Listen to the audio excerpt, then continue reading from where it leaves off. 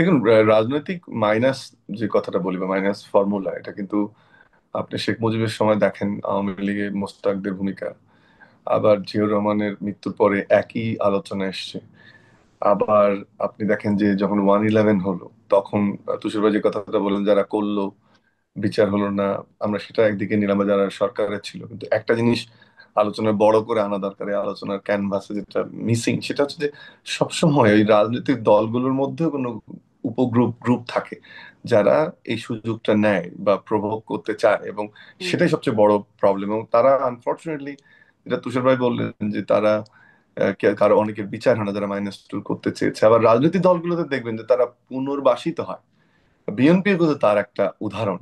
এবং আহ, সেটা, এবং এখন যে বিএনপি যে জায়গাটা এসছে, অথবা তারেক রহমানের একক কর্তৃত্ব বা নেতৃত্ব তৈরি হয়েছে, বাট হুম। সেই আশঙ্কাগুলোকে কিন্তু উড়িয়ে দেওয়া যায় না। হয়তো বা উনি দেশে আসলে সেই জিনিসগুলোকে নিয়ে আরো কাজ করবেন, কিন্তু এই মুহূর্তে হয়তো আমরা সাদা চোখে দেখতে পাচ্ছি না। যখন এই ধরনের ঘটনাগুলো ঘটে, তখন দলের বাইরের যে ফ্যাক্টর গুলো থাকে, সরকার বা সামরিক বাহিনী, ডিজিএফআই, আমরা হুম। খোলাখুলি বললাম, তাদের রোল নিয়ে কথা হয়। কিন্তু একই সাথে যারা দলের ভিতরের কুশীলব থাকে, সেই দল, আমরা ঐতিহাসিকভাবে দেখেছি যে তাদেরকে চিহ্নিত করা একদিকে যেমন দলগুলো করতে পারেনি, আবার তাদেরকে পুনর্বাসিত করতে পেরেছে।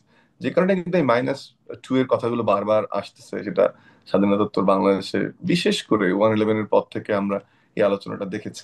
এটাতে নতুন করে যে জায়গাটায় আমার মনে হয় ঘি ঢাললো, সেটা হচ্ছে যে আমাদের ফ্যাসিস্ট শেখ হাসিনার পুত্র সজীব ওয়াজেদ জয় সম্পত্তি বলছে যে রাজনীতি ফেরা না ফেরার প্রসঙ্গে উনি বিএনপি কে টেনে নিয়ে এসেছেন।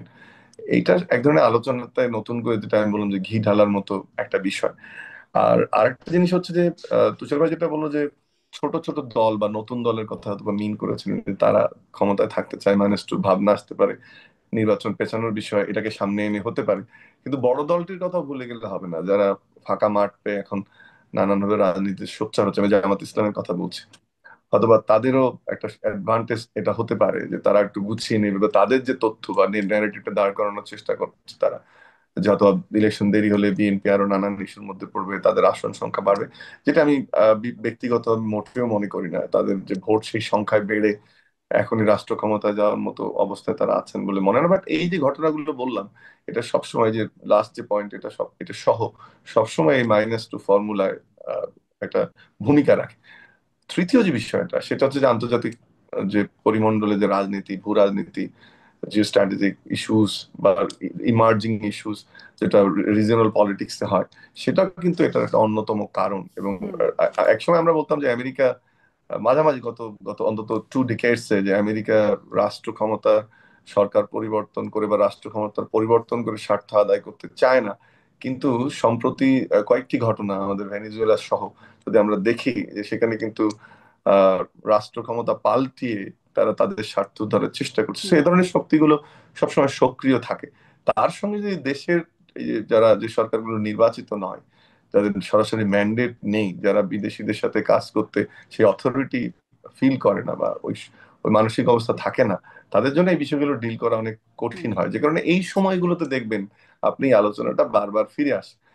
আমার কেন জানি মনে হয় যে এই জায়গাটাতে বাংলাদেশ আর নেই, এবং সেই জায়গায় উতরে গেছে। আমরা আর 2 সপ্তাহের মধ্যে আচ্ছা। আমরা আশা করি নির্বাচনের তফসিল ঘোষণা হবে, যেটা নির্বাচন কমিশন আজকে বলেছে। হুম। হুম। হুম। সেই মুহূর্তে এই আলোচনাটা কতটুক যুক্তিযুক্ত, আমি আসলে সেটা মনে করি আচ্ছা, না, মনে মানে অনেক সেই যুক্তিযুক্ত পরিস্থিতি থেকে না। আমরা উতরে গেছি বলে আপনার একটা আমার বিশ্লেষণ। আমার ধারণা যে অনেক মাইনাসের ধন্যবাদ, আলোচনাটা অনেক একটু ধন্যবাদ। স্পষ্ট অমূলক। একদমই আমার সময় শেষ। তারপরে ওই প্রশ্নটা একটু রয়ে গেছিল। আপনি বলছিলেন আপনি জানেন আমি প্রশ্নটা করব। কোন কোন দেশের সম্পৃক্ততা বা সংশ্লিষ্টতা থাকতে পারে বা সিগন্যাল পাওয়ার বিষয় থাকে, সেটা কি আপনি বলবেন? তার আগে একটা জিনিস বলে নেই 10 সেকেন্ডে, সেটা হচ্ছে যে খালেদা জিয়া যে ফিরেছিল চিকিৎসা করে, এটা কিন্তু তার ওই চরিত্রের জন্য। এবং তখন হুম। কিন্তু আমরা টক শোতে বলেছি যে এই প্রেশারটা তারেক জিয়া নেন। খালেদা জিয়া হুম। দেশে থাকা মানে এই অন্তর্বর্তীকালীন সরকারের উপরে বিএনপির দিক থেকে একটা সিগন্যাল। তার অ্যাবসেন্সটা জি। কিন্তু সেইটাতে হ্যাম্পার করতে জি। পারতো। আমি আমার একেবারে, যেহেতু আপনি বারবার জিজ্ঞেস করছেন, হ্যাঁ।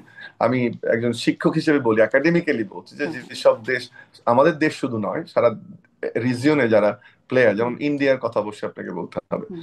আপনাকে আমেরিকার কথা বলতে হবে, আপনাকে চায়নার কথা বলতে হবে, ইউরোপিয়ান ইউনিয়ন আছে, আমাদের আরব দেশগুলো যারা পাওয়ারফুল তাদের, এই দেশগুলোর সঙ্গে কিন্তু আমাদের যখন যে সম্পর্কগুলো, বাণিজ্যের, বৈদেশিক হুম। সাহায্যের, নীতির, হিউম্যান রিসোর্সের, সেই সব দেশের সাথে কিন্তু যখন এ ধরনের নির্বাচন প্রক্রিয়া চলে, এক ধরনের আলাপ আলোচনার মধ্যে থাকতে হয়। এটাকে আপনি ইন্টারফারেন্স শুধু বললে হবে না, এটা এক ধরনের নেগোসিয়েশনও বটে, যে আপনি বিভিন্ন ক্ষেত্রে সরকার গঠন করলে তারা আপনাকে কিভাবে হুম। নেবে, তাদের সাথে কিভাবে আপনি যুক্ত হবেন, আপনার ফরেন এইডের কি হবে, এফডিআই জি। কি হবে, আপনার বাণিজ্যের কি হবে।